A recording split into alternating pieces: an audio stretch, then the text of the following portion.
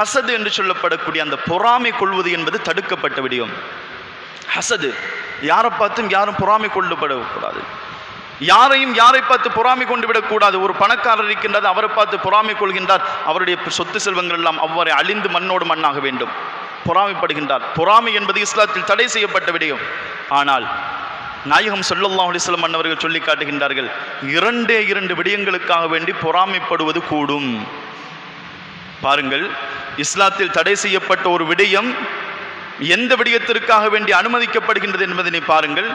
இரண்டு விடயங்களுக்காக வேண்டி பொறாமை கொள்வது கூடும் என்பதாக நாயகம் ஸல்லல்லாஹு அலைஹி வஸல்லம் அன்னவர்கள் சொல்லி காட்டுகின்றார்கள். லா ஹஸத இல்லா ஃபிஸ்னதைன், பொறாமை என்பது இரண்டு விடயங்களை தவிர கிடையாது, இரண்டு விடயங்களில் பொறாமை கொள்வது கூடும்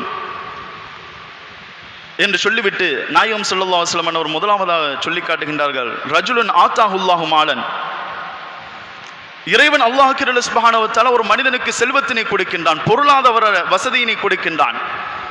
அதனை அந்த மனிதன் என்ன செய்கின்றான் என்று சொன்னால், ஃபசுல்லித அலா ஹலகதிஹி ஃபில் ஹக்கி, அந்த மனிதன் அந்த பொருளாதாரத்தினை, அவனுக்கு கிடைக்கப்பட்டிருக்கக்கூடிய அந்த சொத்து செல்வங்களை எல்லாம் உண்மையின் பால் இறைவனுக்காக வேண்டி செலவு செய்கின்றான்.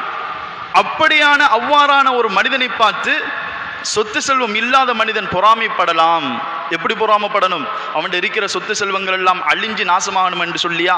இல்லை, அவனுக்கு கிடைத்ததை போன்று அந்த பொருளாதாரமுடைய அந்த செல்வந்தனுக்கு எவ்வாறு பொருளாதாரம் கிடைத்ததோ அதே போன்று பொருளாதாரம் எனக்கும் கிடைக்க வேண்டும், அவரை போன்று நானும் இறைவனது பாதையில் சதக்காக்கள் தான தர்மங்கள் கொடுக்க வேண்டும் என்கின்ற அடிப்படையில் பொறாமைப்படலாம், பொறாமைப்படுவதற்கு அனுமதி உண்டு என்று நாயகம் ஸல்லல்லாஹு அலைஹி வஸல்லம் அவர்கள் ஒரு வழியினை காட்டித் தருகின்றார்கள்.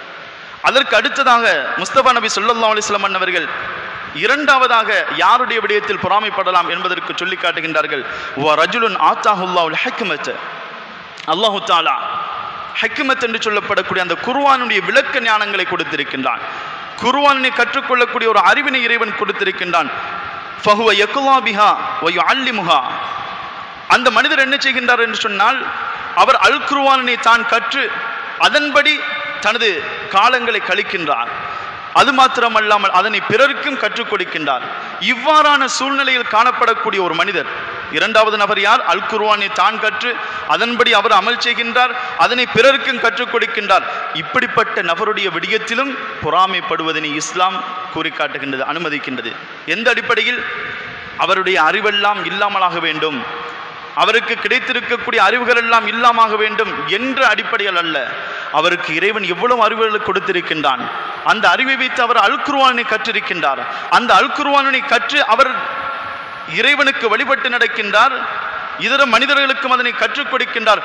அதை போன்று நானும் கற்றுக்கொள்ள வேண்டும், அல் குர்ஆனை படித்துக் கொள்ள வேண்டும், அதன்படி நானும் எனது வாழ்க்கையில் நடைமுறைப்படுத்த வேண்டும், அதை நானும் பிறருக்கு கற்றுக் கொடுக்க வேண்டும் என்கின்ற அடிப்படையில் பொறாமை கொள்வதனை இஸ்லாம் அனுமதிக்கின்றது.